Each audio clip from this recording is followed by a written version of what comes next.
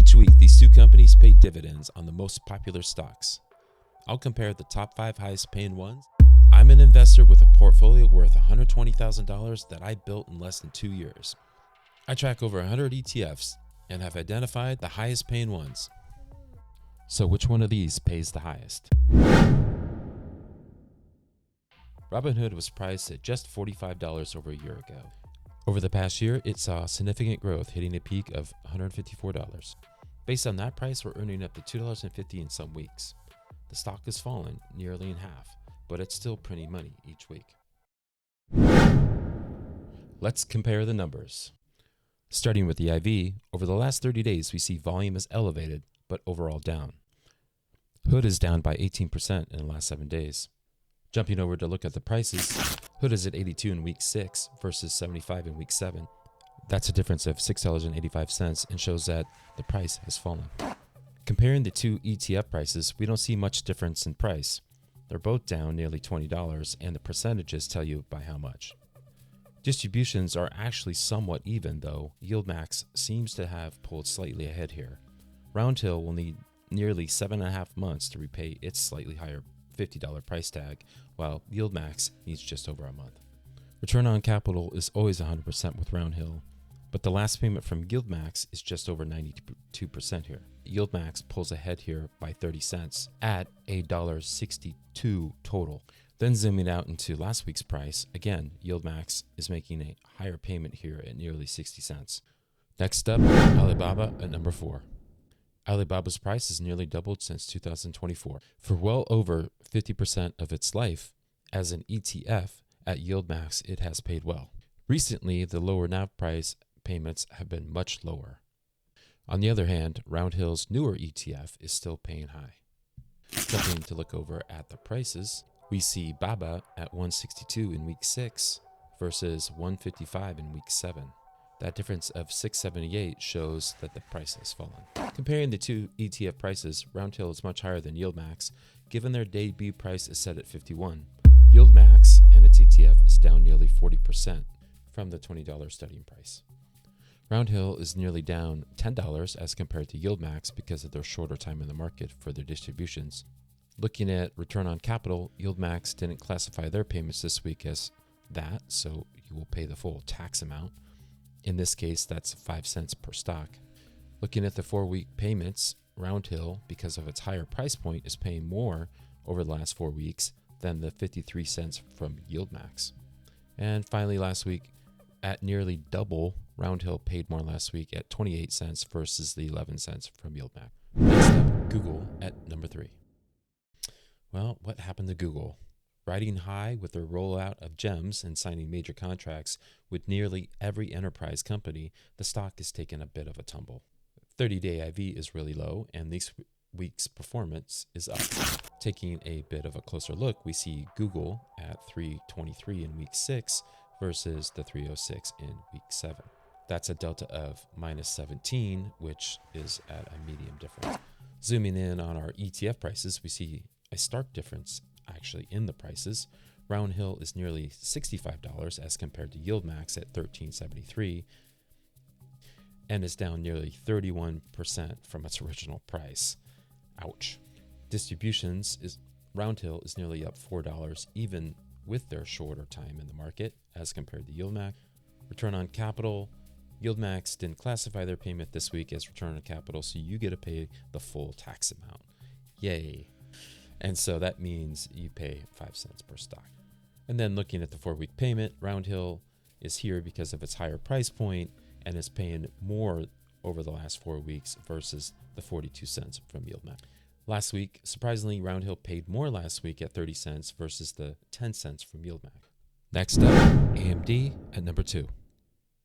This stock has been on fire ever since they announced their partnership with OpenAI. YouTube creators have long recommended this stock due to that and other factors. So looking at the 30-day IV, it's mid-range, and this week performance is actually pretty high. Taking a closer look, we can see that AMD is at 197 in week 6 versus the 207 in week 7. That's a rare positive difference at 1019, which means Roundhill will pay more this week.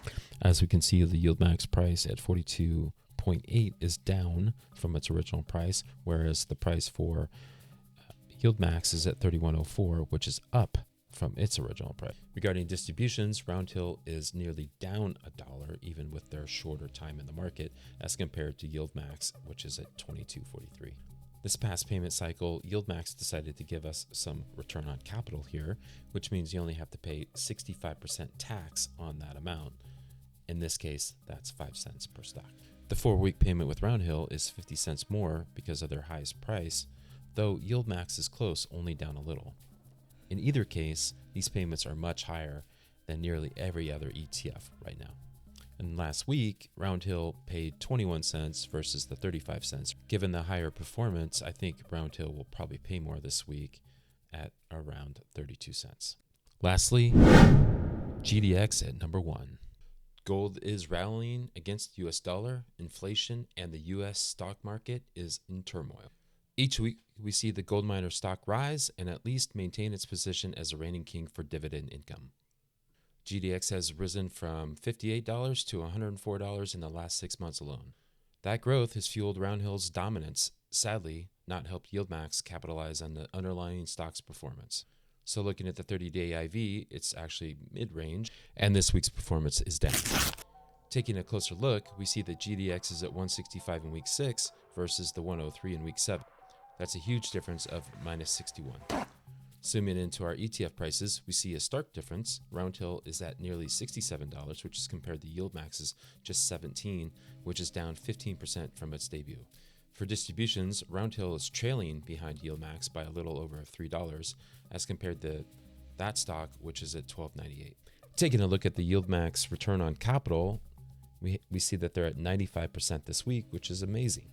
In this case, you pay 1 cent per stock. Taking a look at the 4-week payment, Roundhill is absolutely crushing it right now with a massive payment at $2.93 as compared to YieldMax, which is having issues due to their low ETF price, which is being so low, paying a total of 77 cents. Then finally, looking at last week, Roundhill paid 69 cents versus YieldMax only paying 35 cents.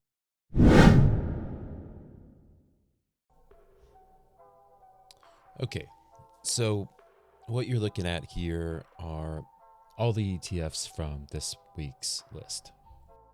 So what I did was, you're looking at YieldMax versus Roundhill, and the price of each, the amount invested to get 1,000 shares, and I'm usually using YieldMax here as the example. I also have recent dividend that it paid, the gross in which you would get from that payout, and then in YieldMax's case, since they don't do full return on capital, what are the taxes that you would have to pay, right, per stock, and then indicating below that whether or not there is any return on capital, which in this case there's none, and then whether or not the stock split, and we can go more into that during the explanation, and then effectively what's the net price that you earned after all of that, right? So I'll go through AMD, Robinhood, Alibaba, Google, and gold miners one by one, and we'll just kind of look, and you can probably see already some of the winners and losers here, and see some of the start comparisons right now at why that is, with maybe one exception. So let's just get into AMD. Current price point for AMDY is $31. So it would take $31,000 to get 1,000 shares. They paid 35 cents last week. So that's a gross of $349.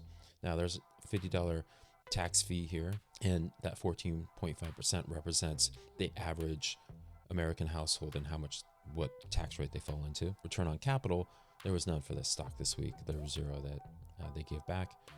And has the stock split? So yes, the example here is, had you invested before the split this amount of money, they reverse split 5-1, so you would have had 200 stocks versus the 1,000. And that's something to keep in mind.